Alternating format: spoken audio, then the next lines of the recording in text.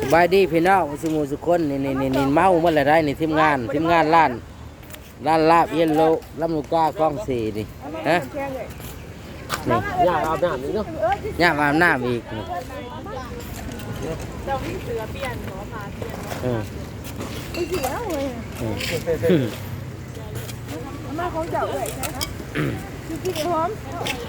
คือบอกไปถ่ายไปอาบน้ำนั่งเสือกับมายังกับมามานั่งอาบน้ำเว้ยฮะ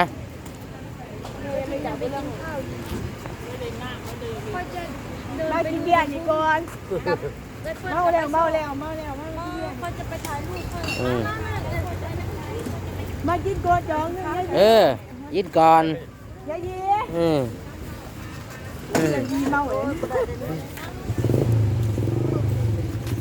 เมาหรือเปล่า